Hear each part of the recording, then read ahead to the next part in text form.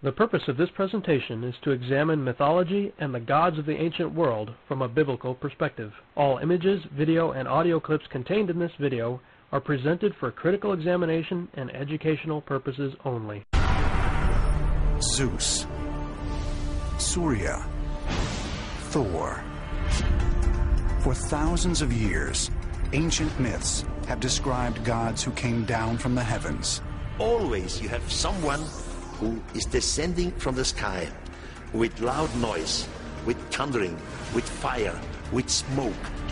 They would have come from the most powerful and magical place possible, from the stars. But just who were these mystical beings that ruled the skies with supernatural powers? You could wonder if these tales of Zeus's thunderbolts, Thor's hammer, if these weren't real weapons. Did our ancient ancestors create the gods from their own imaginations? Or did they simply report events they believed to be true?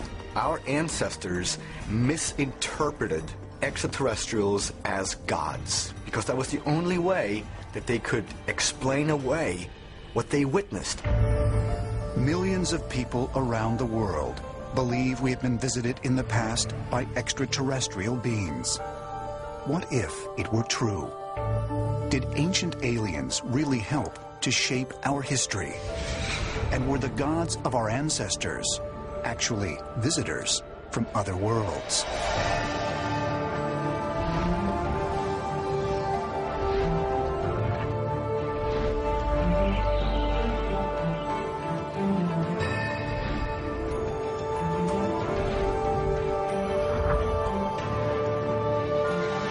Welcome.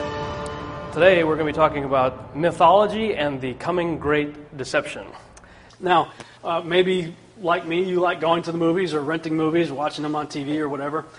Lately, I would say within at least the last year, we've started to see a lot of common themes showing up in movies. And I'll go ahead and ask, what do you think these three movies have in common?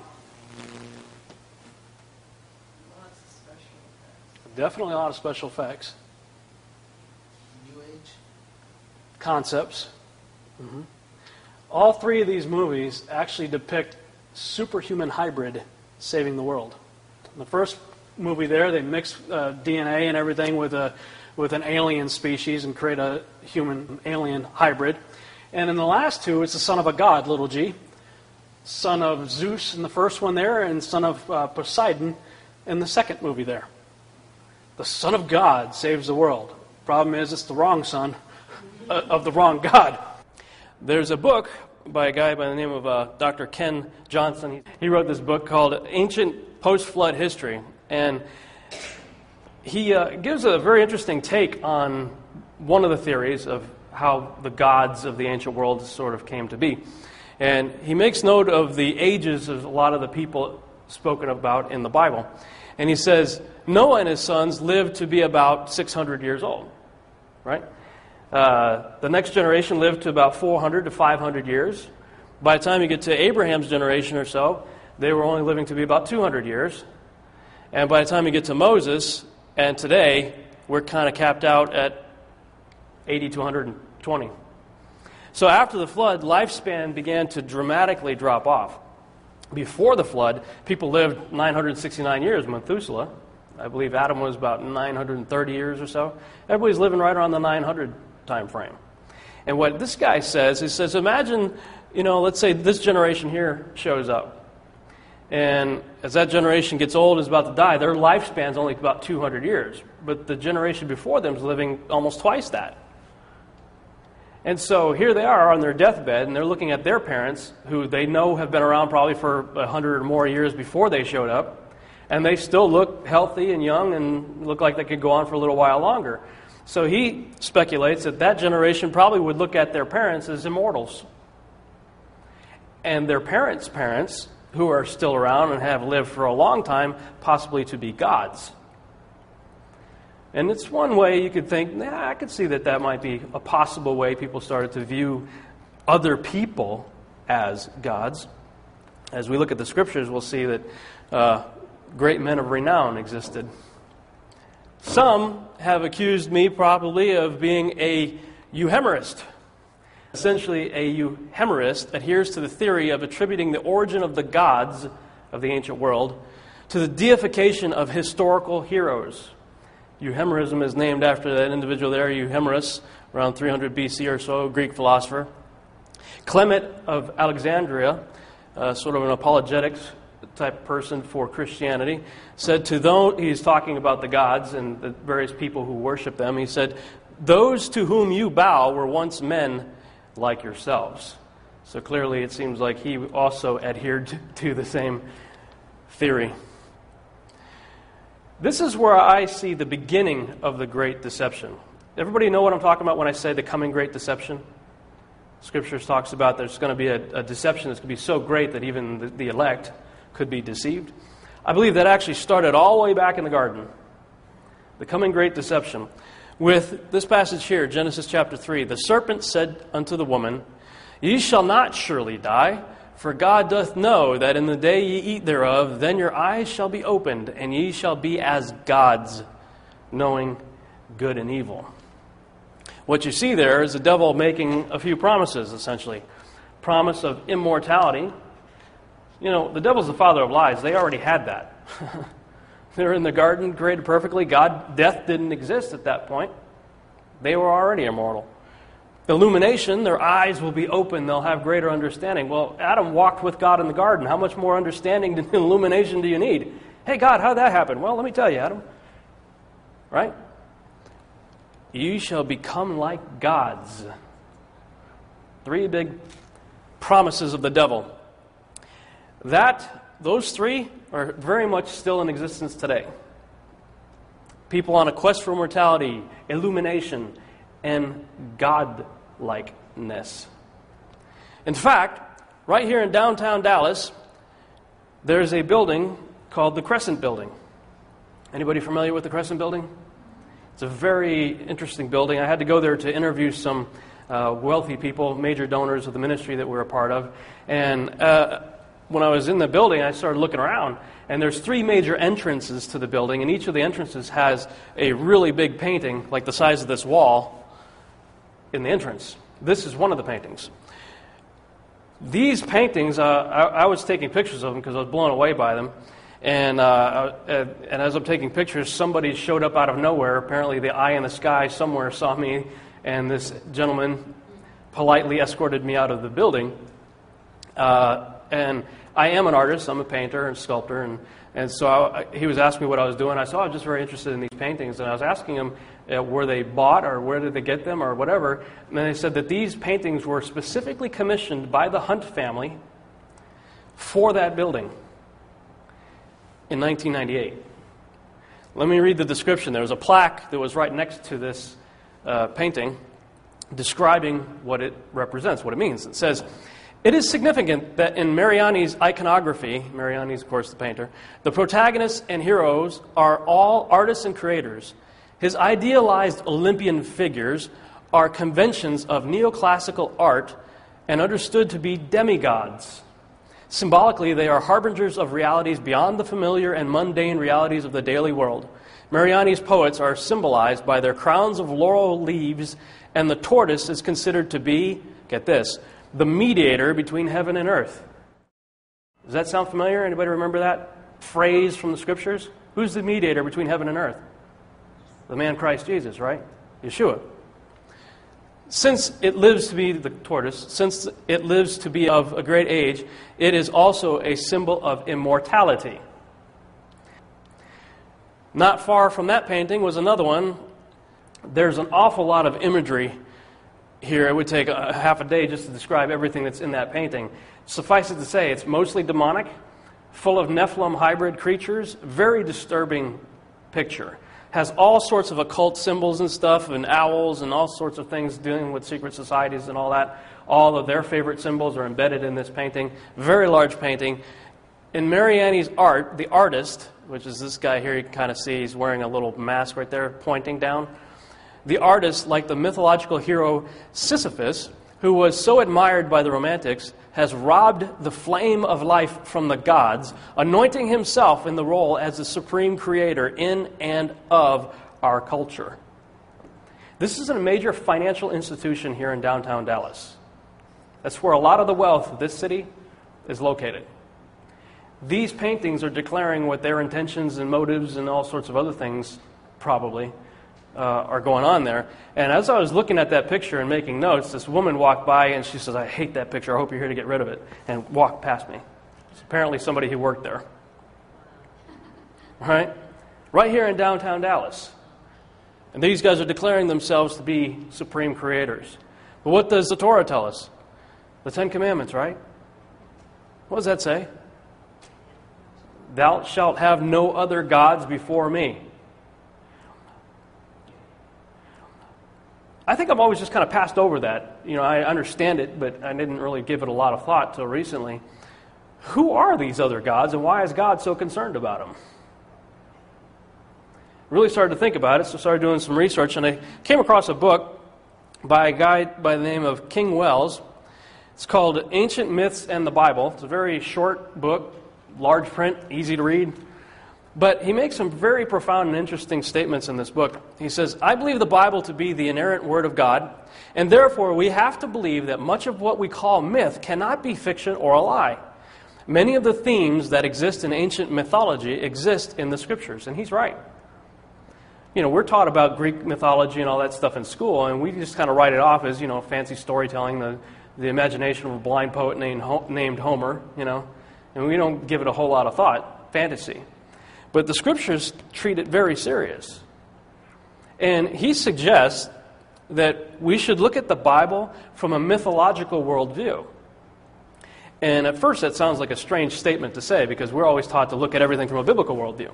And I'm not saying we shouldn't. But what he's saying is if you look at the Scriptures from a mythological worldview, in other words, understand what's going on in the ancient world with their religions, it wasn't a myth to them. To them, what we call Greek mythology was their pantheon of gods that they worship the same way we worship our God. And so when you look at the Scriptures, especially the Old Testament, you see this constant war of God against the gods. And Him always trying to call His beloved back to Him because, as it says, they're out whoring with the other gods. He's trying to get them back. And it really, just that simple statement, look at the Bible from a mythological worldview, changes everything, because now a lot of things start to make sense that didn't make sense before in the Scriptures. Like for me, where Yeshua says, and I think it's John chapter 14, he's talking with Philip, and Philip says, "Show us the Father and it'll be sufficient." And what does he say? He says, "Philip, what are you talking about? You've been with me all this time and you're asking me this? If you've seen me, you've seen my Father." Well, that didn't compute in my head, because the Old Testament used to tweak me out. Why? Because you get through the Old Testament and you see these statements where God's saying, "Kill everybody, kill the women, kill the children, wipe out the animals, destroy everything." And without understanding of what's going on from the mythological worldview, God seems like a homicidal maniac. And I could never compute how could Yeshua say that if you've seen me, you've seen my Father. And if you read through the Gospels, you see Him loving publicans and sinners and judging nobody except, incidentally, the religious people. Healing everybody He comes in contact with, delivering them from evil. And I'm like, it was like good cop, bad cop. I could never understand what was going on in the Old Testament until you start plugging in the mythology and a creature known as the Nephilim, which we're going to talk more about through this teaching. Yeshua said in Matthew 24:37, "As it was in the days of Noah, so shall it be at the coming of the Son of Man." Well, what was going on in the days of Noah? You had increased fallen angel activity, which produced a creature called the Nephilim. The Nephilim are the offspring of angels mating with humans. We'll talk more about that. Nephilim taught humans the art of mixing species. Today we call that transhumanism, the creation of hybrids. Advanced technology, rebellion and hostility against God or toward God, corruption of God's creation, interdimensional portals. We'll talk about that in a minute too. The worship of gods other than Yahweh or Yahuwah, Yod-Heh-Vav-Heh. Men thinking of themselves as gods. Those were things that were going on in the days of Noah. And I'm a visual person, so I like to put things in pictorial format. So I started creating a timeline chart. And it occurred to me, Scriptures say that as a day with the Lord is as 1,000 years, and 1,000 years as a day.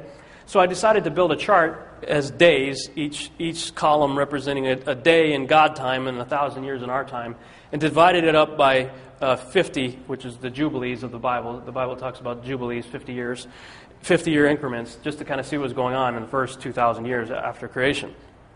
A lot of wild stuff was going on in the first 2,000 years since creation.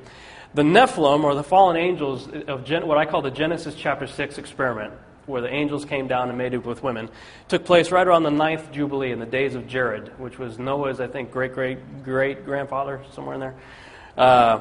And they were on the earth for between 1,000 to about 1,200 years.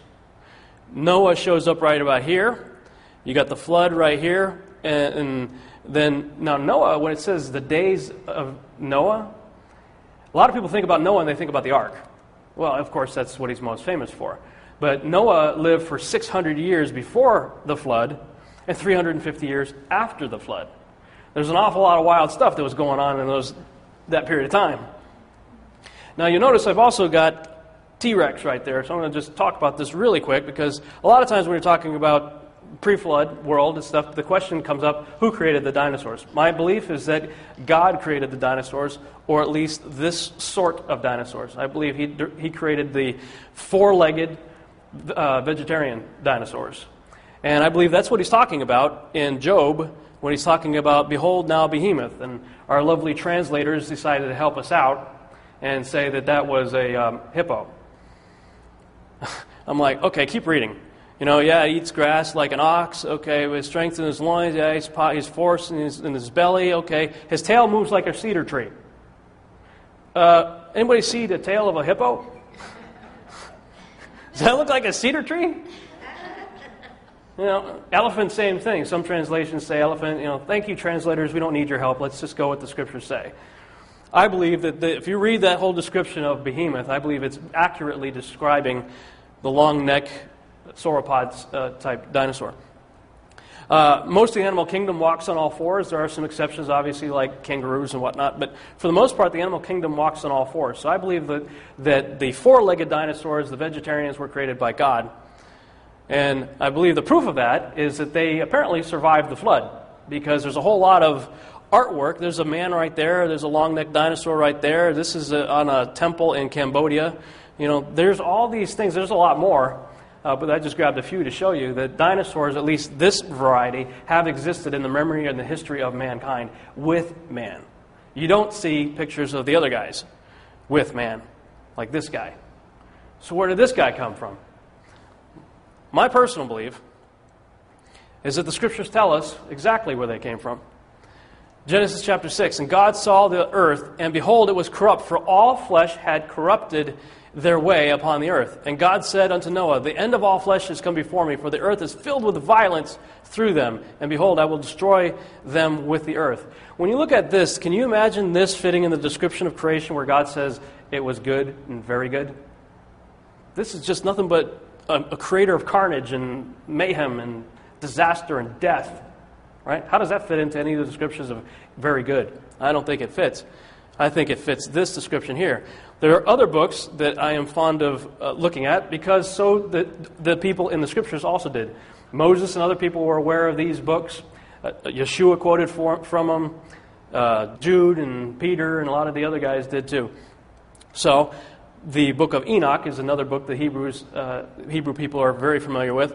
Said that they, meaning the Nephilim, began to sin against birds, beasts, reptiles, and fish. The book of Joshua says, and the sons of men in those days took the cattle of the earth and the beasts of the field and the fowls of the air, and taught the mixture of animals one species with another, in order to provoke the Lord. Men and cattle and beasts and birds and everything that walked on the earth were all corrupted in their ways and in their orders, and they began to devour each other. The book of Jubilees. There's a lot more. I just grabbed a few. What about these guys right here? You see a lot of these kinds of creatures in the mythology, especially in the Greek mythology. I was in Crete, one of the last trips I did when I was with the mission organization I was a part of. I had a missionary conference in Crete, and as part of that trip I got to go to Greece, and it was actually my second time going there. And I was walking around Athens, and then on the second trip I had a lot more time to myself, so I could really kind of go out and explore and check things out, especially in Athens. You can't look anywhere. It's like every direction you look in, you see the toppled remains of a statue of a god or a temple, or you see remnants of or images of centaurs and minotaurs, satyrs, these kinds of guys. Everywhere. Now, I'm a sci-fi fan. I love Star Wars and Star Trek and all that stuff, and I'm thinking to myself, 4,000 years from now, nobody's going to remember Yoda, the little green guy in Star Wars. He was just the creation of the imagination of a filmmaker named George Lucas, who was trying to create kind of a modern mythology, right? So here's this guy, George Lucas. He creates this little green guy, mythological creature. Nobody's going to remember Yoda 4,000 years from now. So why do the people in, especially the Greek Isles, in that whole area, still have these creatures in their collective consciousness very strong in their way of life, if all it was the imagination of a blind poet named Homer? I began to think that these guys were real, that they actually existed. And by the way, depending on your English translation, satyrs show up quite a few times in the Scriptures, in the canon of Scriptures, what we call the canon. I began to think that they were real. And I came home and told my wife about it, told her my theory. She checks her email the next morning and starts freaking out, calls me into the other room, and she's showing me this article she popped up, a news report, a BBC news report, that said scientists had successfully cloned a sheep with a human heart.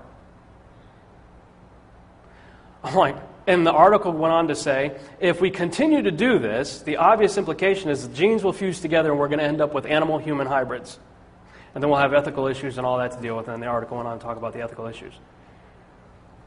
As it was in the days of Noah, so shall it be at the coming of the Son of Man. One of the things the fallen angels and the Nephilim taught people to do was the art of mixing one species with another. That's exactly what we're doing today at alarming rates, and it's very disturbing. Now, these are fictional pictures right here. This is real. This is from back in the 90s. They made a little rat, mouse, whatever, with an ear growing out of its back, a human ear. This is from a movie called Splice. I don't recommend you see it. It's a very disturbing movie and inappropriate, but I didn't know what we were getting into when we saw it. But it really talks about the issue of transhumanism and mixing species, especially mixing with the human species, with animal species. Now, you need to know that this is something that scientists are very actively at work trying to make happen. There's a guy by the name of Nick Bostrom, who is the director of the Future of Humanity Institute. Okay, here's these guys that are trying to declare what the future of humanity is going to be about. And this guy's very passionate about this. He says in this little circle right here, this represents the sensory modalities that are accessible to humans. In other words, what our five senses can pick up. We can only see in certain frequencies of light and hear in certain frequencies of sound, and etc. Whereas the animal kingdom has this longer area right here. They can perceive more than we can, hear in different frequencies and see, etc. Bats, radar, and sonar with dolphins.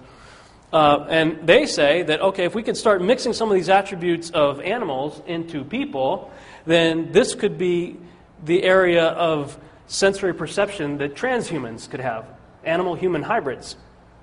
You have to know that people like DARPA, the Defense Agency research projects people, are thinking about how to make the extended war soldiers, the super soldiers, essentially. We're seeing a lot of movies coming out, like Captain America is about to come out. It's about the creation of super soldiers. Now, whether or not they decide to make a guy that can run like a horse and see and everything like a tiger or whatnot, who knows? But you need to know that the people who are the directors of the future of humanity are talking about how can we improve on God's creation, as we would say. This is what he says posthumans could have. We'll talk a little bit more about that. Or better yet, I'll just go ahead and play a video. Hopefully it'll work. Let them tell you in their own words. There's more computing capacity in a grain of sand that's been nanoteched, right? There's more computing capacity in that grain of sand than our human being brain's capacity by a factor of, billions, right? So imagine a young woman, she's just given birth, and then she needs to make the decision. Is she going to have her baby modified? Is she going to turn that baby into a cyborg, or effectively an intellect? So say she decides to do that. So this, hypothetically, this grain of sand, in a sense, that's been nanoteched, is inserted into the human brain, that baby's brain. and it integrates itself into the brain. So that baby, in effect, is no longer human. Because, I mean, think about it. The capacity of that grain of sand is billions of times what the human brain can do. Right? So for, I don't know, 1/1000th of its capacity, of its time, is it doing human things. And the other 99.9999999% of the time, it's doing artelecty type things. So that woman, in a sense, has killed her baby. Killed in the sense the baby is no longer human. It's effectively an artelect. It's an artelect in human disguise. When we start modifying our brains with technology, then it does change us from the word go. Even just feeding in one electrode with maybe an extra sense, an ultrasonic sense, which we know is quite possible, then it starts to give you abilities and you believe you can do things outside the normal realms of humanity. So your values, your morals start to change immediately. You become a cyborg. What I'm really interested in is to try to understand the bigger picture for humanity, our place in the world, and what might lie in store for our species in the future, particularly the way we might use technologies to enhance ourselves or to go beyond what we currently think of as our human nature, whether it might be by radically extending the human lifespan through solving the problem of aging, or increasing our intellectual capacities, improving our memory, or taking control of our own emotional states. I think that we are right now in a transitional phase where before the end of this century we will either have gone extinct or we will have most likely taken the step to become what you might call transhumans or posthumans, or just very enhanced humans that have reached their full potential. Because progress is so rapid, I mean, there's going to be more progress in the next 10 years than there were in the previous, 20 or 30, right? So the rate of progress is speeding up. It itself is accelerating. So there's going to be hugely more change, technological change in the 21st century than in the 20th. Far more. So all these weird things that sound like science fiction to most people today will probably be realities in a time, in a fewer number of decades than we had imagined. I can't see any way that it will not happen. This is progress. Human beings already, theorists have done the math, they've got the modelling of how to build baby universes. So if that's possible in theory, with human brains doing the thinking, what could an artelect do? Could it actually build universes? Could it actually manipulate whatever exists to create new universes? Is that possible? Now, if it can do that, then by definition, it's a god, right? It's a creator. Can you sort of sense a kind, almost like a religious awe, almost? We could build gods if we wanted to. Did you hear the promises of Lucifer there? Extended lifespan, thinking capacity. Let's take it a step farther. We could build gods if we wanted to. Interesting. And I think it sheds light on some of these other scriptures from the lips of the Master himself. He said, "For then shall be great tribulation, such as was not since the beginning of the world to this time, no, nor ever shall be. And except those days should be shortened, there should no flesh be saved. But for the elect's sake, those days shall be shortened." In Luke, he says, "And there shall be signs in the sun and in the moon and in the stars, and upon the earth distress of nations, and with perplexity, the sea and the waves roaring, men's hearts failing them for fear and for looking after those things which are coming upon the earth. For the powers of heaven shall be shaken." Could he be talking about this? Animal-human hybrids. Now, he talked about... He used the word artelex a few times. That guy, Hugo de Garis, he says there's going to be basically three classes of being in the very near future. There'll be Terrans, which are us, normal human beings. Artelex is what he defines as basically a Terminator. They're machines, completely machines that look like people, but they're artificial intelligence, AI. Ardalex. And then you got the combination, which he calls cyborgs, or in this case, you got animal-human hybrid Wolverine. He's a super soldier if you saw the movie. This stuff's already in the works. I think that that's what the Master's saying when he's talking about men's hearts failing them for fear of what's coming upon the earth. What about this scenario here? Mile-wide spaceships parked over cities. I think we've been kind of set up. Going all the way back, really, you could go back in modern times to War of the Worlds. Remember that it was Orson Welles had that radio show that if you tuned in and you missed the disclaimer at the beginning of it, you thought it was a real live news report that there were aliens invading, and people flipped out. People absolutely just went nuts.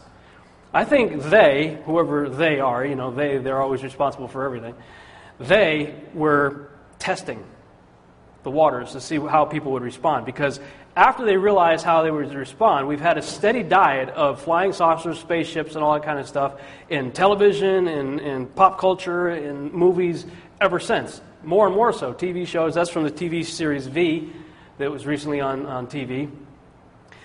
Mile-wide spaceships parked over cities would have sounded like pure science fiction and just crazy, whatever, go get your tinfoil hat, even 10, 15, maybe 20 years ago. Nowadays, people, I think, are actually waiting for it. They're expecting it.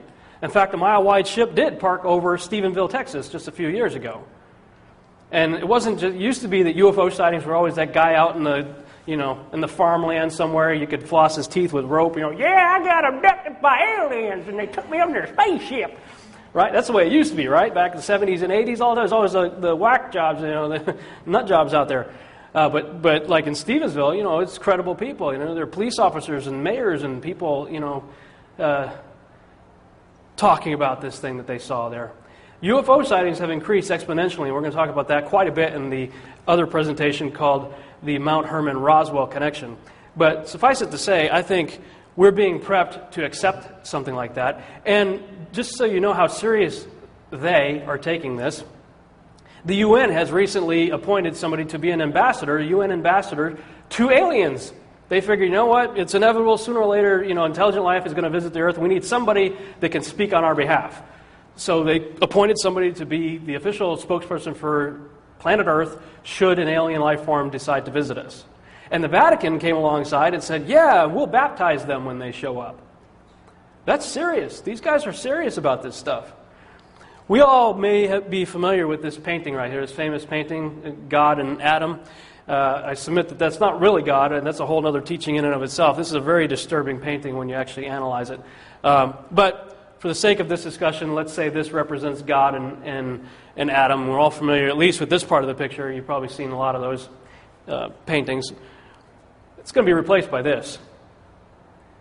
Those of you who understand Hebrew know that, in English we say that Yeshua or Jesus said, I am the Alpha and the Omega. Well, in Hebrew it's Aleph and Tav. And if you were to pronounce the Aleph and Tav, it's Et. Et. Okay? We're being programmed for a coming great deception. And you know what? There's nothing new about it, really. Solomon said, what has been will be again, and what has been done will be done again. There is nothing new under the sun.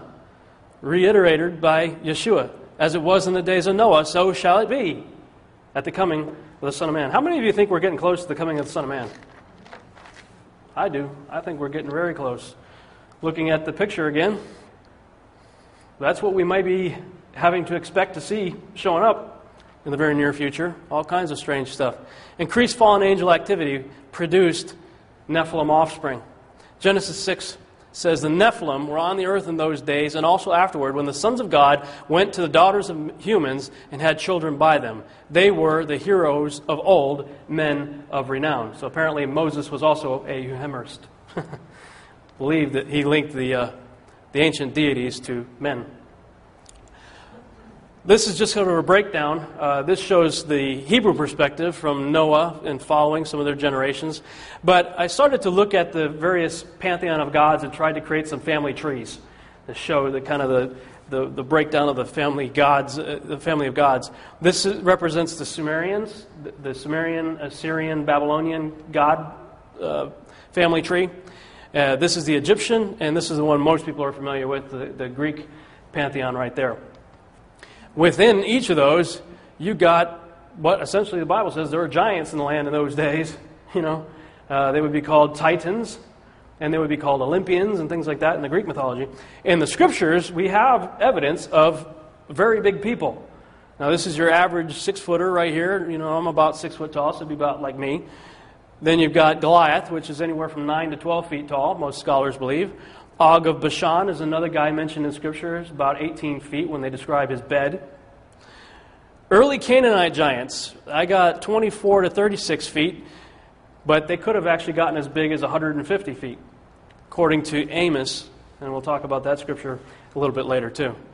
Okay, the pre-flood giants, on the other hand, were way bigger than that. Some of the extra biblical texts talk about them being 3,000 ells. An ell or 3,000 ells equals about 300 cubits or 450 feet, which I find very interesting because that's the same dimension as the length of the ark. But the pre-flood giants apparently got to 450 feet, if you can imagine that. The Greeks imagined it. They called them the Titans. Post-flood were considerably smaller and continued to get smaller. Is there any evidence out there that these guys were real? You know, I believe the Scriptures are enough evidence, but if we need more proof, throughout history, you know, these are documented skeleton sizes in various times in history where they found these different skeletons. There's a book by Steve Quayle, I have it up here. You see how thick the book is, that goes into detail about all the various discoveries all around the world throughout history, even in recent times, of giants being found in the earth. Post-flood giants, I believe they were sons of Ham. If we look at the Scriptures, the Canaanites and all the Hivites and Jebusites and all that are described in the Scriptures. In Numbers 13:33, that's the first time we see the giants show up after the floods, the first appearance in the Scriptures of post-flood giants. And that's when they send spies into the land. Remember, they go check out the land, and they came back and said, whoa, you know, they're carrying a cluster of grapes, 2 guys on a pole, you know, carrying just one cluster of grapes. So even the grapes are big. The land we explored devours those living in it. All the people we saw there are of great size. We saw the Nephilim there. The descendants of Anak come from the Nephilim. So the Nephilim in the post-flood world come from Nephilim. Do you see any evidence of fallen angels in that text? It doesn't say that fallen angels are producing these guys. It says Nephilim are producing these guys. We'll talk about that in the next session. Yet I destroyed the Amorites. This is the scripture I talked about before, Amos chapter 2. I destroyed the Amorites who were descendants of Canaan. All right? Before them, though they were tall as cedars. I don't think God's in the habit of telling tall tales, fish tales. I think when he describes somebody as tall as a cedar tree, he was probably standing next to a cedar tree. Same height. Cedar trees, by the way, start at 35 feet and go as high as 150 feet. That's why I put the Amorite question mark, 150 feet. The cedars of Lebanon, they can get very, very tall. Again, in the post-flood scenario, all you see is giants, but you don't see any mention of angels in regard to how they showed up. You see them showing up in one of the sons of Noah, Ham. And I've kind of highlighted Ham right there, because if we look at his children, he had 4 sons, Canaan, Mitzrayim, Put, and Cush. And as you start looking at through these lineages, you start seeing giants in them. Obviously, Canaan, the whole land of Canaan was full of giants, and the Israelites were always having to deal with them, right? All the ites. Joshua and his boys had to take out, and David and his boys took out later. Goliath and whatnot. So you got lots of giants in Canaan. Mitzrayim is Egypt. Mitzrayim had a son by the name of Caphtor. Caphtor is mentioned in Genesis, Jeremiah, and Amos as being the father of the Philistines. Well, we know of at least 5 giants that came from the Philistines, right? Goliath and his 4 brothers. So apparently Caphtor was a giant and had Nephilim seed within his loins, so to speak. Caphtor settled the island of Crete. Well, the interesting thing about that is all of the Greek gods originated in Crete. All the Greek gods come from Crete. Mitzrayim's son Caphtor settled Crete. Put, there's really no evidence that I could find of giants in Put's lineage. Put is Libya. Cush had a very interesting son by the name of Nimrod that I suspect was also a giant, and we'll talk about that in a second. I didn't really think there was any evidence in any of the other sons. There's definitely no evidence of Nephilim seed in Shem because the Messiah came through that line, and the Messiah seed had to be pure. However, in Japheth's line, recently I discovered what I think is evidence of some giants in two characters that we're going to be familiar with in the end times called Gog and Magog. Gog and Magog are sons of Japheth. Now, in the United Kingdom, they have a celebration every year called a Lord Mayor Parade. And they march these two huge statues in the parade, and they're named Gog and Magog. And as you trace the background and history of that, they are apparently two giants that settled the British Islands way, way back in ancient times. So there may be evidence that there were giants in Japheth's line as well. What I find interesting about that is Lucifer is outnumbered 2-1, right? He took 1/3 of the angels with him, so there's 2/3 of the good angels and 1/3 of the bad angels. In this scenario, if it's true that Japheth also had corrupted serpent seed, then it seems like the tables are turned a little bit in terms of man. 1/3 good, 2/3 corrupt. So you see kind of a reversal right there going on, possibly. The table of nations in Genesis chapter 10, men begin to reproduce, and Genesis chapter 10 gives you the sons of Japheth and Ham and Shem, and they come up to about 70. Okay, so you got 70 people produced essentially from 4 couples. You got Noah and his wife, and you got the 3 sons and their 3 wives. Together they produced 70 people, and presumably about 100 years or so, because as you turn the page to chapter 11, you see the whole earth was of one language. Well, we just showed you the whole earth, post-flood, about 100 years, 150 years after the flood, the whole earth consisted of, 70 people. On the high side, possibly, because it's only given the male people in the lineage there. Possibly there could be a few hundred, but definitely under 1,000 people by that time, I believe.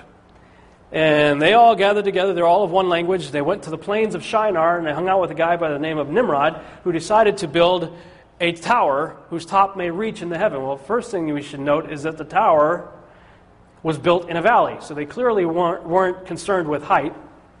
God doesn't seem to be concerned with height either. He didn't freak out when we built the World Trade Centers or the Empire State Building or anything.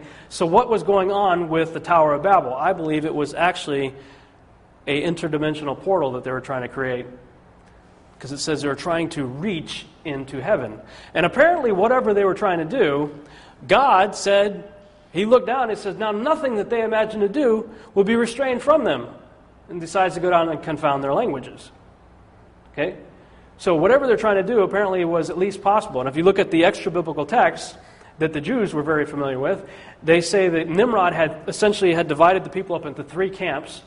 And the 3 camps, basically, in a nutshell, their intention was to make war with God, conquer heaven, kill God, and set up their own gods in the Holy of Holies in heaven. That was their plan. And at least in theory, it possibly may have been possible. So God decided to mess up their plans.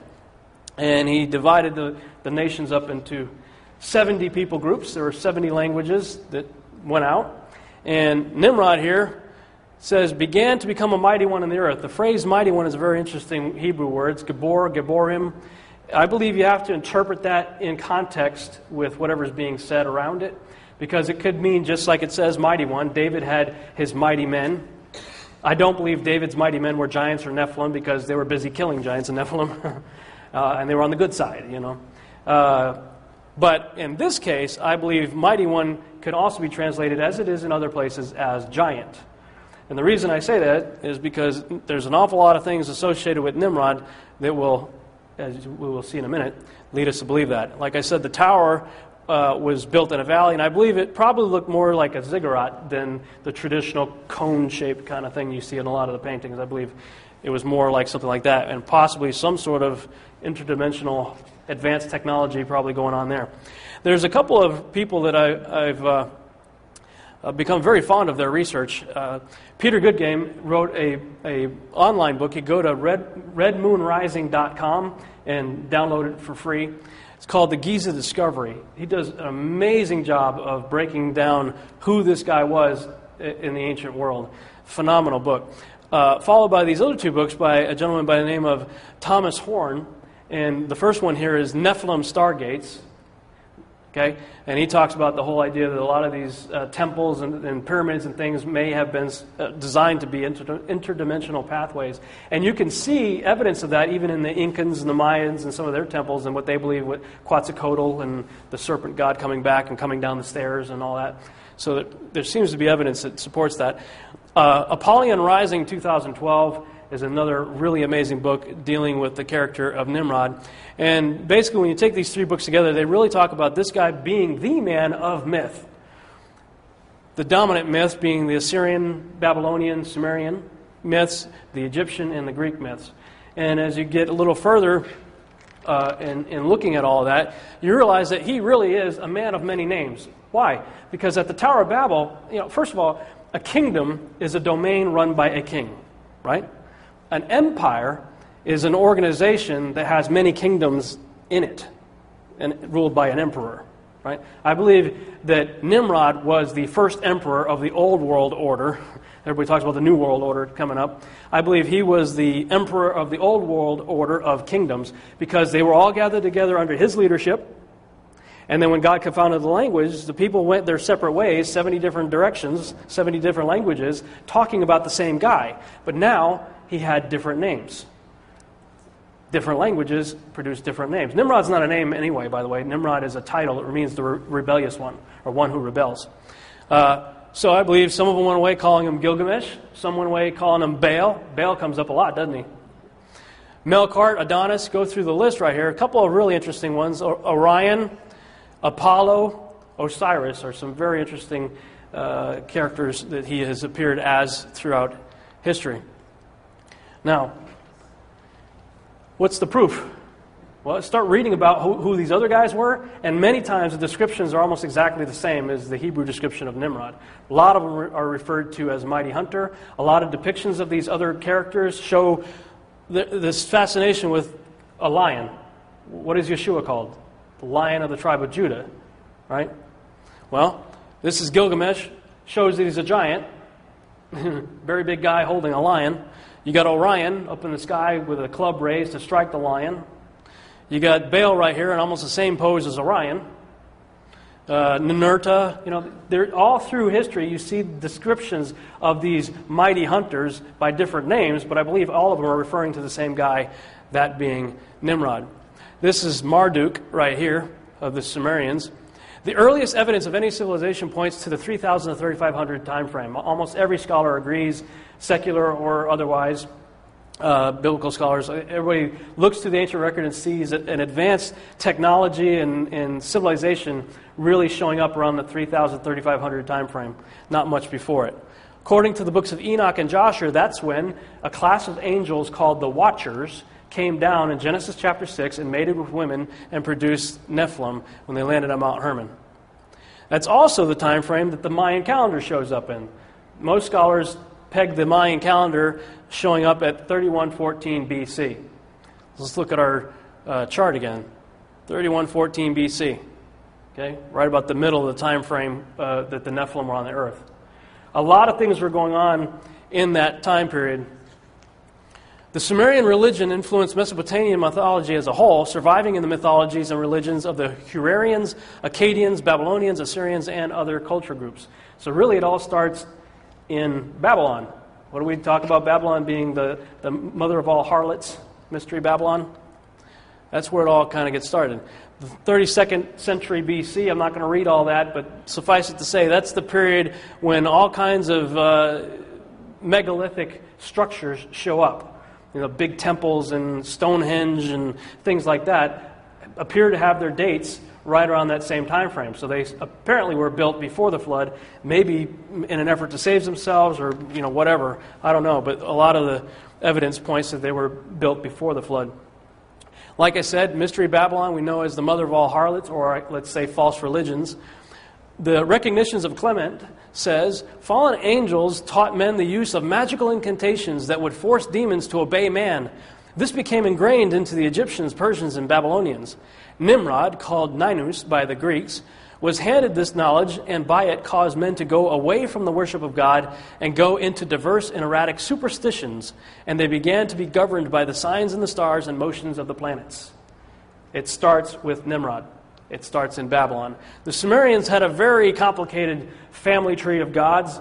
This is one of the more common ones that I've seen out there. I decided to simplify it a bit because when you're looking at a lot of these things, you realize that the upper tier, a lot of the, what I call the upper tier, the source tier, are ethereal. They're like sky and like water and atmosphere and things like that. You don't get into kind of the personality realm where they tend to take on more like a human type of personality until you get a little further down.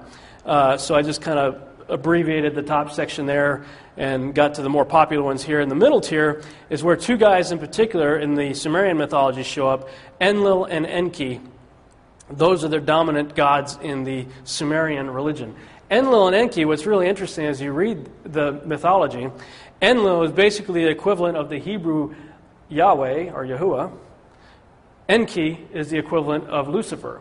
In their mythology, they worked on the creation together and whatnot, and Enlil's idea was to have a slave race that would serve him, and Enki thought, no, I think they deserve to have wisdom and knowledge, and we should help them to be more like us. So it was Enki that was the serpent in the garden that got Eve to take in Adam of the knowledge of the tree of good and evil. And when Enlil saw what happened, he got mad, so he kicked them out of the garden, and it was Enki that showed up and gave them the clothing so that they wouldn't be ashamed. And then as men began to reproduce on the earth, Enlil got sick of all the noise, so he decided to wipe out the whole world with a flood, and Enki said, no, I'm going to save them, so Enki was the one that told Noah to build the ark. See how it's totally reversed? What's really interesting about that is a lot of people are talking about these characters. They're referred to as the Anunnaki, those who from heaven to earth came. And you see a lot of depictions of these giants and people and stuff in the ancient Sumerian and ancient cultures depicting these guys. And a lot of TV shows are coming out talking about these because of what's coming next year, December 21st, 2012. Everybody's talking about it, right? Now, you got the Mayans with their little calendar, it's December 21st, but you also got people talking about the planet Nibiru, Planet X, returning, the return of this other planet that causes chaos in the solar system. Well, that's supposed to be the homeworld of the Anunnaki. Nibiru, in the mythology, is the homeworld of the Anunnaki. The Ancient Aliens series on the History Channel, I think they're in their third season now. I know they've done 2 seasons already. I've spent a lot of time talking about it, and it really disturbs me because they always put what they say are theologians on there, but these guys are real yahoos. They're like, they're supposed to represent those who believe in the scriptures, but the things they say, you're like, where did they get these guys from? Come on. And they're supposed to represent the truth? Anyway, that whole TV series is based on Eric von Daniken's book from the, I think, late 1960s, early 1970s, called Chariots of the Gods. And there are other books by Zechariah Sitchin and others that talk about ancient aliens visiting our planet. And, of course, if you're a sci-fi fan, there's the Battlestar Galactica series. There are those who believe that life here began out there, far across the universe, with tribes of humans who may have been the forefathers of the Egyptians, or the Toltecs, or the Mayans. Right? We're being brainwashed on a regular basis. In the mythology, they have, and in a lot of their ancient, hieroglyphs and carvings and whatnot, you see creatures such as this guy right here, human body, bird head. This right here, I am becoming more and more convinced is probably what was known as a keist or an orca. We would think of it as like the genie in the bottle. It's where they would store souls. There's a container for souls. And this right here, I think, is probably the pineal gland of a giant, of a Nephilim. The pineal gland is the third eye that the occult and all those people are always obsessed with. When you look over, this is Sumerian. When you look over in the Egyptian mythology, you see Horus here, same kind of guy. Human body, bird head. I think that at some point in time there was a crossover from Sumeria into Egypt. How did that happen? Well, this guy right here, being the emperor of many kingdoms, would make his rounds to survey, the areas that he ruled over. And a very interesting story about how the word Pharaoh came about. There's a guy by the name of Rikeon. He was a guy who came into the land of Egypt and was having trouble finding work. And so he was an entrepreneur and kind of a scoundrel. And he realized that he he figured a way to create a death tax, basically. Charge people money for the right to bury their dead. And so in order to bury their loved one, they had to pay this guy first, a death tax. The guy became very wealthy. One day, Osiris came to town. Osiris is the Egyptian name for Nimrod. Osiris comes to town. The people are freaking out about this Raikon guy. But Raikon was wise. He knew that the king was coming. So he had amassed a tremendous amount of wealth. He took all the gold and all the stuff that he had acquired and bestowed it upon the visiting king as a gift to welcome him. Now, of course, Nimrod was very excited about that. And he asked him how he became so wealthy, and he told him about this death tax thing. And Nimrod thought that was brilliant. Wow, you got people to pay you for burying the dead? Huh. He changed his name to Pharaoh. Osiris changed Raikon's name to Pharaoh because of the wealth acquired from a death tax. So that should give you an indication of the character of the pharaohs thereafter. Interesting thing about his incarnation as Osiris is this symbol right here became associated with him. That's the Ankh. It represents resurrection. The Ankh is a symbol of resurrection. He's also known by the all-seeing eye. Right? This is a bust of his head right there. Who does that look like if I didn't tell you anything else, just off the top of your head? Somebody you've seen in the news recently? Osama bin Laden. Looks a lot like him.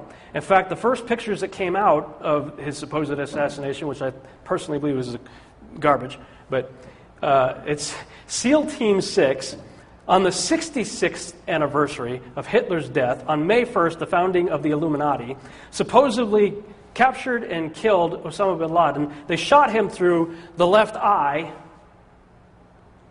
and then dumped him in the ocean. Yeah, I'm stupid. I buy that. This is the little left eye on the back of your dollar bill. Okay? This country is founded on this guy. We'll see a little bit more about that in a minute. In the mythologies, this is the Sumerian and this is the Egyptian. In the what I call the final tier or the demigod tier, which is the mixture of the gods and the humans, right? You got Marduk, Ninurta, and Gilgamesh.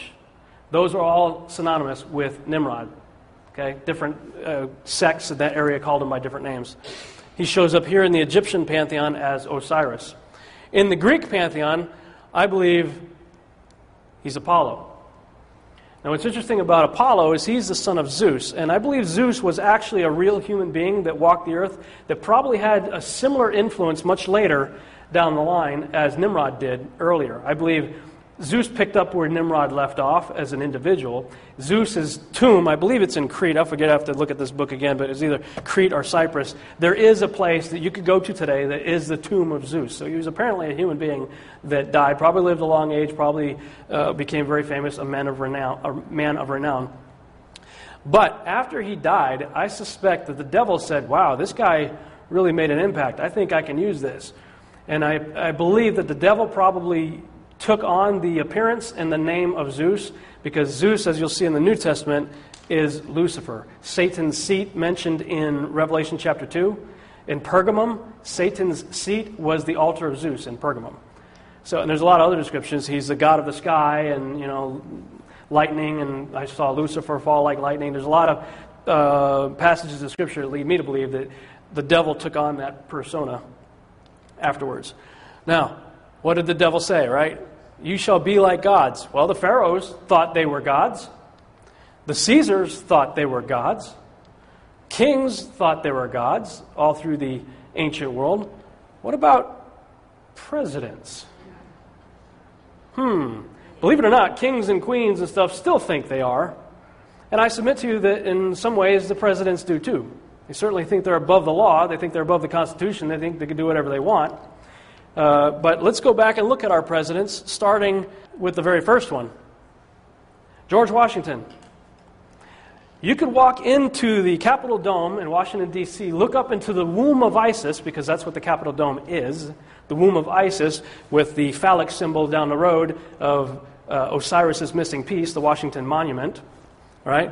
This picture right here is called the apotheosis of George Washington. Look up in the Capitol Dome, and that's what you're going to see. Surrounded by 72, which is a high occult number, pentagrams which are known as binding pentagrams. That's how the ancients believe they can, and the cult believes they can control demons.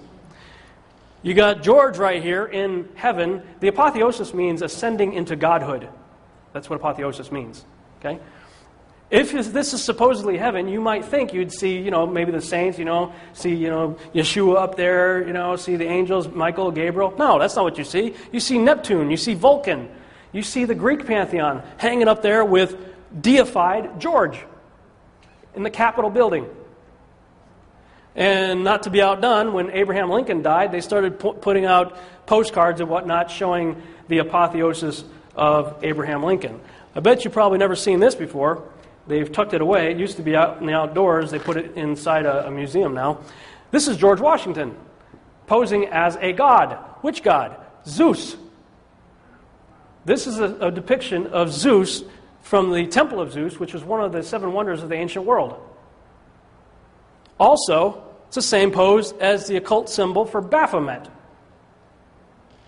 Oh, this is a Christian nation. Yeah, okay. There were Christians on the boat, but you also have to realize there were Illuminists on the boat, there were Freemasons on the boat, there were a lot of occultists on the boat also. And if you look at the entire layout of Washington, D.C., it's all occult. Look at all the buildings. It's all after Greek mythology, too. What did Solomon say? What has been will be again. What has been done will be done again. There is nothing new under the sun. So what about this guy? Funny how he shows up a lot of times with a halo around his head every time they seem to take a picture of him. Photo op, it seems like he's got a little aura around his head. Well, when he was making his rounds, going around the country, so was this guy. Took a little photo op in front of the equally pagan Statue of Liberty. This is Anubis. Anubis was the god of the underworld until Osiris came down there and usurped his rulership. Osiris became the god of the underworld, and then he started working for Osiris. But he was the god in charge of mummification. Nimrod was the first to be mummified. Why? Because of the Ankh. They expect him to resurrect. That's what all of the pyramids and all that was all about. Resurrection, mummification, preservation of the dead. He was in charge of that. He was in charge of the preservation of the dead. He was also in charge of when you came to Hades, he would quiz you to see which direction to send you in. Obama's making his tour around the country. This guy's going around the country with him. He parks in the Denver International Airport, which is an extremely occult facility. It'll take too much to talk about that. But when he was in Germany, he was fascinated by, this is the seat of Satan that was mentioned in Revelation chapter 2, that was the altar of Zeus. Was in Pergamum, Turkey, moved it to the Berlin Museum just prior to World War II. Hitler loved it. Guess what? Obama loved it too. So much so that he made a replica of it for his acceptance speech in Denver, Colorado. Obama gave his acceptance speech in front of a replica of the seat of Satan. In Denver, Colorado, besides Anubis. While he was in Egypt in 2009, all the vendors in Cairo had made these metal plaques to sell, calling Obama the new Tutankhamun of the world. Tutankhamun was the son of Akhenaten. Akhenaten was a very strange character indeed, but one of the things Akhenaten did was he got rid of all the gods of Egypt and instituted a monotheistic system of worship of one god in Egypt. His son, King Tut, comes along, undoes everything his dad created, and his son was the one that brought back the worship of the old gods. Obama, the new King Tut of the world. Could it be that he's going to be the one that brings back the worship of the old gods? I don't know, just putting it out there. He goes out to Norway, the man of peace, right? Goes for a Nobel Peace Prize. What the heck did the guy do? Nobody even knew he existed a few years ago. Goes to Norway for a Nobel Peace Prize, and while he's doing that, this thing shows up in the sky. Later they said it was a failed missile. Does that look like a failed missile to you? Come on. It's like the weather balloons back in the 50s. Every UFO is a weather balloon. Now it's failed missiles. What does all this have to do with this guy right here? What does it have to do with this right here? And the whole idea of we come in peace. Always, as Anna would say, those of you who have ever watched the TV series V. Well, who is the Antichrist? There's several descriptions throughout Scripture to help us out. I personally believe that, because Yeshua says it's going to be a day like never before, like has never been and never will be again. It's going to be one heck of a time, right? Do you really think that God is going to leave us hanging concerning the details of the most significant time in history that we're going to have to be concerned with? I don't think so. I believe God tells us exactly who the Antichrist is in Scripture. Several descriptions. The Old Testament uses the phrase the Assyrian. Okay, I didn't put that one up here, but that one's a phrase that's used repeatedly about the end times tyrant, the phrase the Assyrian. He is the one who was and is not and yet shall be. If you read the book of Revelation, it starts off with talking about Yeshua repeatedly as the one who what? Was and is to come. As soon as you start talking about the beast, it changes to the one who was and is not and yet shall be. Interesting.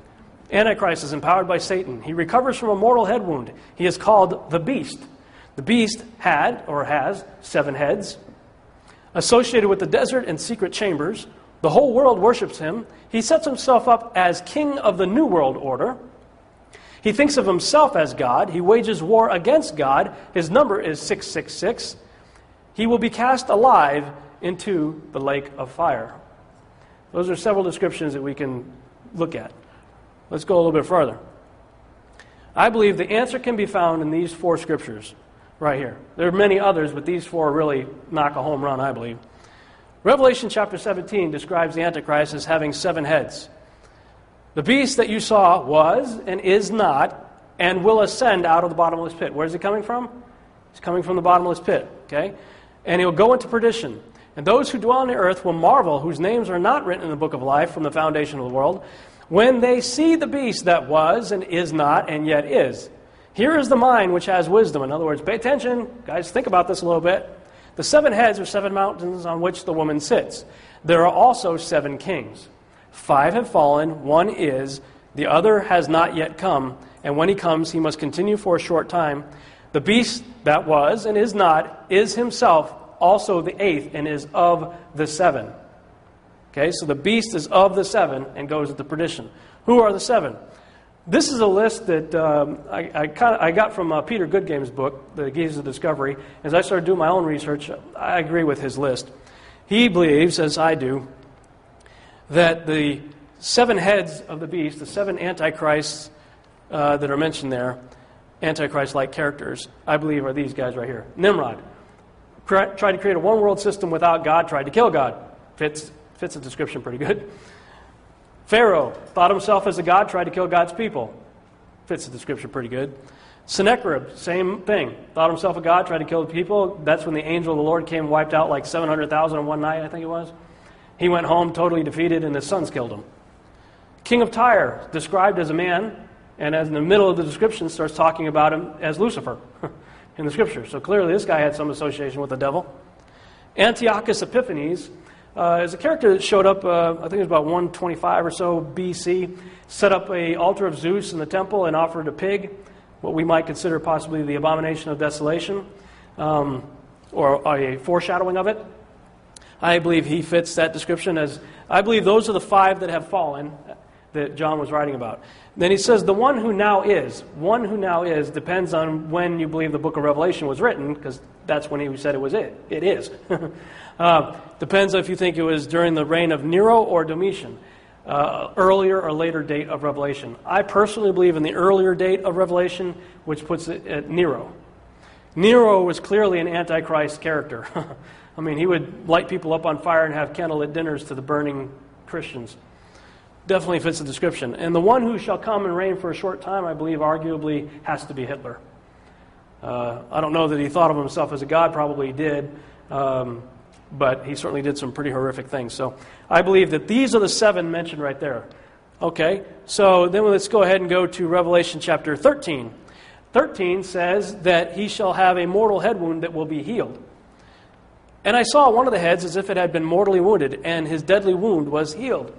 Right? So let's look at the list. Who had a mortal head wound? Well, Nimrod, the ancient texts say, was killed by Esau, which is a very cool story. I don't have time to go into it right now, but we can maybe talk about it later. But essentially, Esau cut his head off. And it gives a lot more meaning to the whole passage where he says, give me some bowl of beans, I'll give you my birthright. What do I care, lest I die? Give me some food. He had just killed the king of the world right before that. So he clearly had a mortal head wound. Nero is believed to have stabbed himself in the throat, so maybe that's a head wound. Hitler supposedly shot himself in the head, although recent forensic evidence shows otherwise. In fact, most people now believe, well, I don't know if most people do, a lot of people believe that he escaped to Antarctica, but again, that's another story. So for the sake of argument, we got 3 who had a mortal head wound. Right? Revelation chapter 9. His name is Apollyon. Then the 5th angel sounded, and I saw a star fall from heaven to the earth. To him was given the key to the bottomless pit. And he opened the bottomless pit, and smoke arose out of the bottomless pit like the smoke of a great furnace. So the sun and the air were darkened because of the smoke of the pit. Then out of the smoke locusts came upon the earth. And they had a king over them, the angel of the bottomless pit. Where does the beast come from? It comes from the bottomless pit, right? We saw that. Whose name in Hebrew is Abaddon, but in Greek his name is Apollyon. Apollyon is a derivative spelling of Apollo. His name is Apollo. In desert or secret chambers. This, I believe, is the home run scripture. This is where Yeshua himself says, then if talking about Antichrist in the last days in Matthew 24, then if anyone says to you, look, here is the Christ, or there, do not believe it. For false Christs and false prophets will rise and show great signs and wonders to deceive, if possible, even the elect. See, I have told you beforehand. In other words, pay attention. I'm telling you this in advance, okay? So you guys get it. Therefore, if they say to you, look, he is in the desert, do not go out. Or look, he is in the secret chambers, do not believe it. For as the lightning comes from the east and flashes to the west, so also will the coming of the Son of Man be. For wherever the carcass is, there the eagles shall be gathered together. Again, the modern translators of English tried to help us out. Thank you very much. Stop tampering with the Word of God. They changed that to vultures. Why? Because everybody knows that eagles don't go after dead things, go after live things. No, the scriptures say eagle. Let's leave it the way it says, right? Now, here's some very interesting things. Remember we told you that the Ankh represents resurrection. Symbol of resurrection. What's the symbol most associated with Yeshua, with Jesus? Cross, right? Think Jesus, think cross. Think this guy, cross. What did Yeshua do? He resurrected. What's this guy going to do?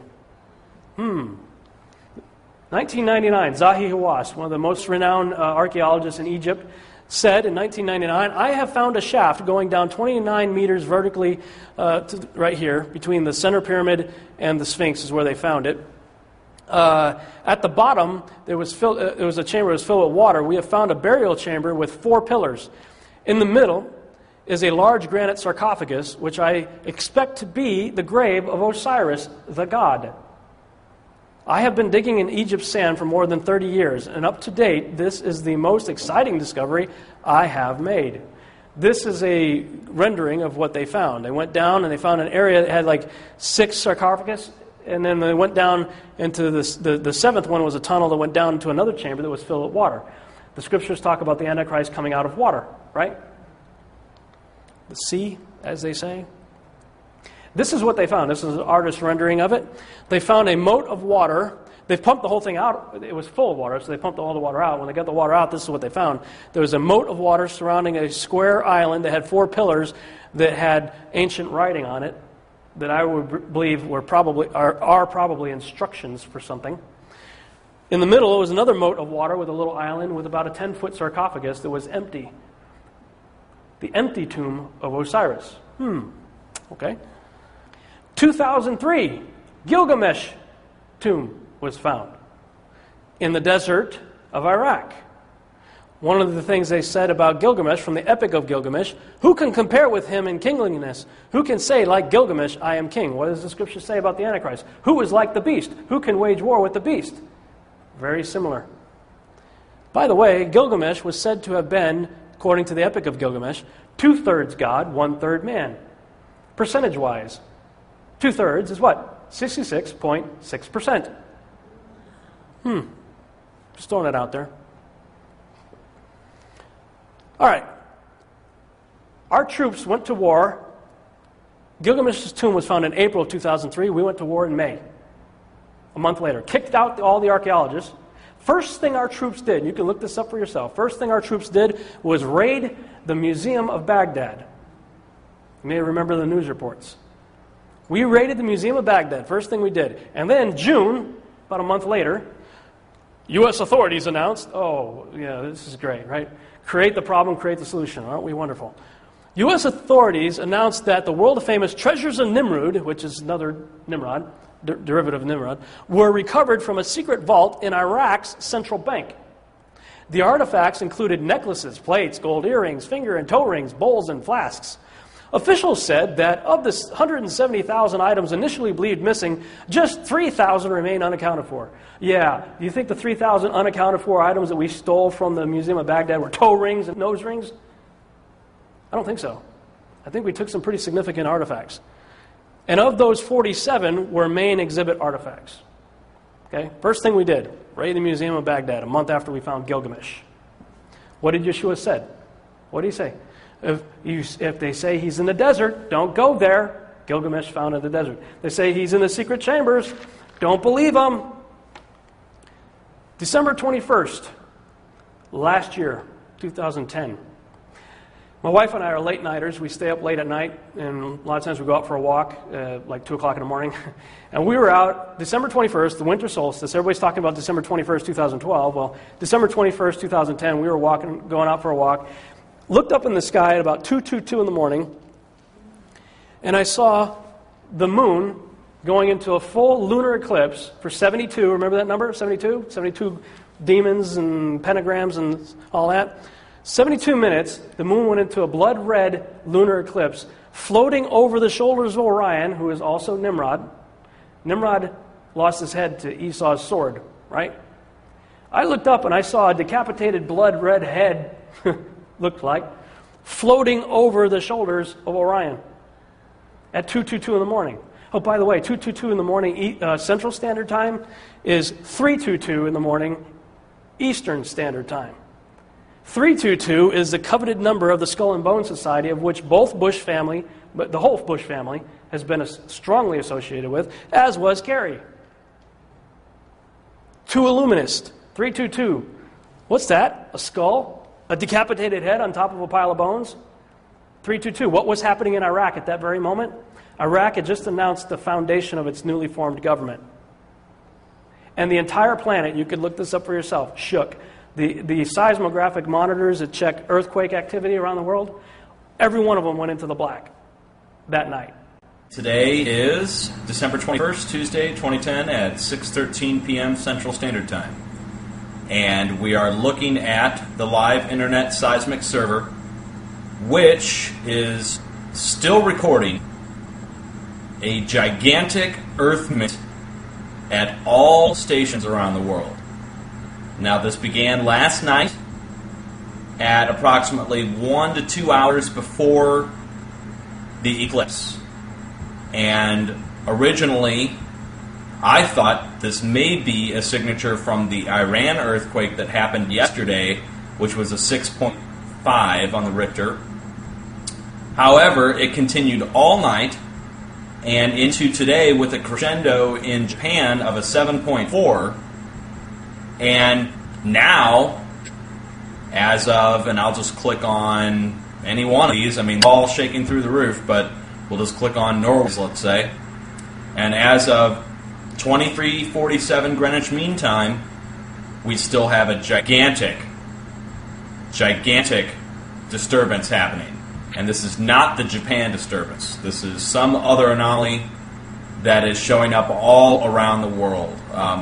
I have never seen anything like this in the time that I looked at this data set. I mean, in Arizona, it's showing just off the chart. The evidence speaks for itself. And you can see the date timestamp, 12/21/2010, 16:49 Mountain Standard Time, which is 23:49 Greenwich Mean Time. So, just to prove that this is not showing up, and are either censoring this data or it's some other kind of anomaly, is the current USGS World Global readout of earthquakes. And within the last hour, we've had a 5.1 aftershock in Japan, which any geologist would be able to tell you. If you want to go back and look at prior data, you can see that a 5.1 does not show up as a huge, off-the-chart earthquake all around the world at all the heliographs around the world. What's going on? I don't know. Makes you think, though. Washington, D.C., they have a statue coming out of the ground. It's called the Awakening in Washington, D.C. Shows a God coming up, a bearded God coming up out of the ground. It's called the Awakening. Could that be what we're really doing over there? First of all, let me just say, don't accuse me of not being patriotic. I'm third-generation Army. My dad was in Vietnam. My grandfather was in World War II, and I served during Desert Storm for 8 years. I was not in combat, but I was willing to and volunteered 3 times. I love my country, but I don't agree with everything this country does or that our leaders do. And I'm beginning to believe that the sole purpose of America has been what we're talking about here. It goes all the way back to the founding of this country and all the Illuminati and Freemasonry and all that stuff that's all over Washington, D.C. And things like this. And the fact that every president that we've had has been related to each other. Every single one of them.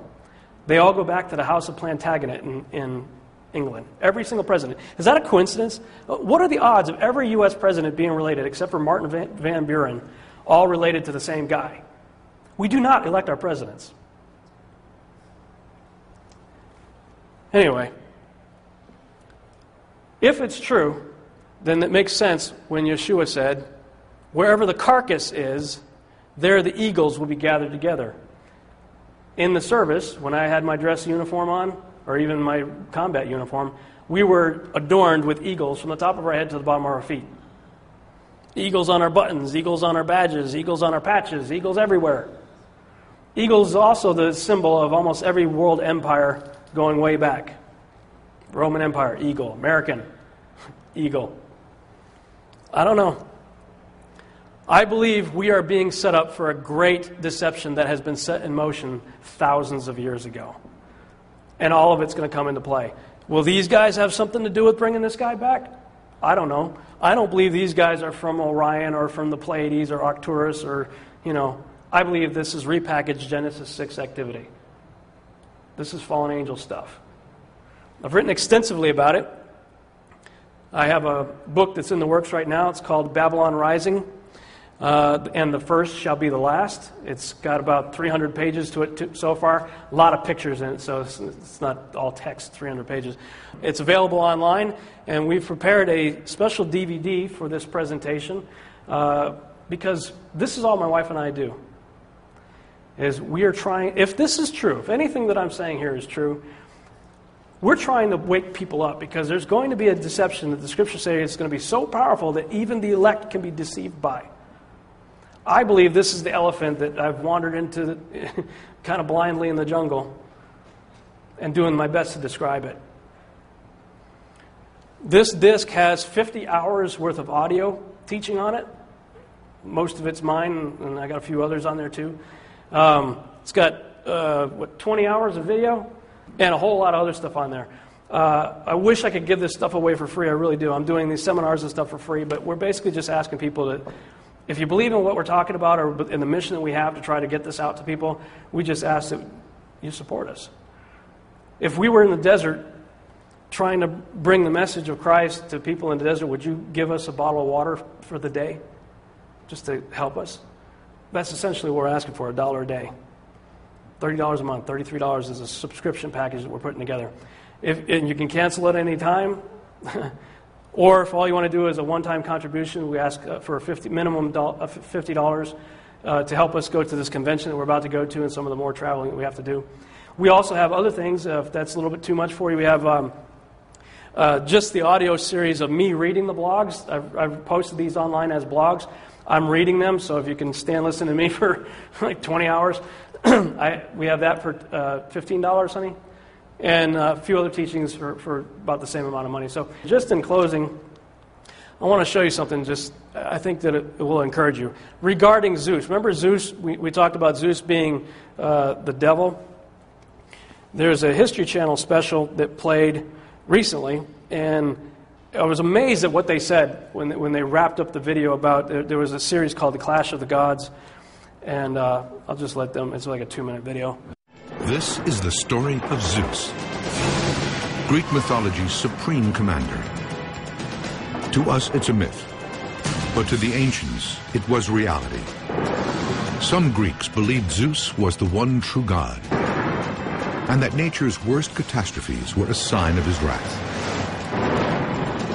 This is the myth of Zeus.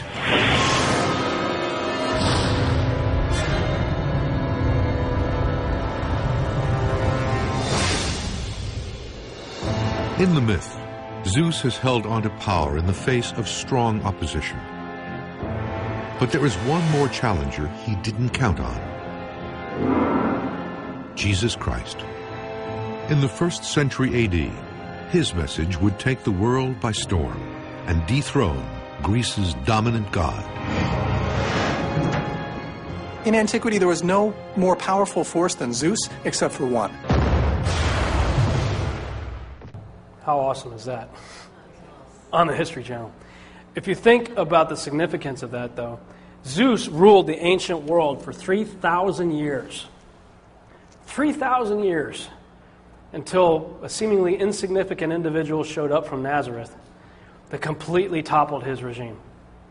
When you look into all this stuff, it can become pretty scary. That gets me excited. What did Yeshua say? He came to destroy the works of the devil. Now you notice I keep saying Yeshua. Some of you here are from a Torah-based background. My wife and I just recently started taking Hebrew classes. We were taking Hebrew classes on Monday nights and basically looking at the scriptures from a Hebrew perspective. So I'm not part of the sacred name movement or any kind of Hebrew roots movement. I'm not part of any movement. I've just come to get a greater appreciation of what his name actually means, and I've simply chosen to call him by his given name. In Hebrew, it means salvation, but every Hebrew letter has multiple meanings. There's a Hebrew idiom that says every Hebrew letter has 7 meanings and every word has 70. And the reason they say that is because with the 7 meanings for each letter, whenever you take letters and make words, you can see how each word can have a multitude of meanings based on the letters that comprise the word. So if you look at this amazing word, salvation, Yeshua, the name of our Savior in Hebrew, reading from right to left, it means the hand that destroys the establishment of the eye. Our buddy Nimrod. He is the one that destroys the eye on the back of your dollar bill and everything associated with it. That's who we serve. That's what our TV series that we're working on is called Seed. Seed is a episodic TV series that we're putting together. It'll be very much like Lost or V or Battlestar Galactica or the X-Files or anything like that. But the idea is to take all this information, wrap it up into a science fiction framework so that we can deliver it to the world. Why? Because the world is not coming to the church. George Lucas made a statement that I believe is true. George Lucas said that the church, which used to be all-powerful, has been usurped by film. A Barna Group survey confirms that. A Barna Group survey says that the top 10 most influential factors in our culture, the top 3 were movies, television, and the internet. Church didn't even rank in the top 10. So if we're going to reach the world, we've got to go where the world is. Where's the world? Filling a parking lot of movie theaters and watching 4 to 5 hours of TV a day. But the thing is, they don't go to the movies and they don't watch episodic television to be preached to. They can surf to TBN if they want to get preached to. They watch episodic TV to be entertained. So the trick is putting all this into an allegorical format like Yeshua did, a parable, right? Culturally relevant stories that illustrate kingdom principles. And so that's what we're trying to do with Seed, the series. Thank you.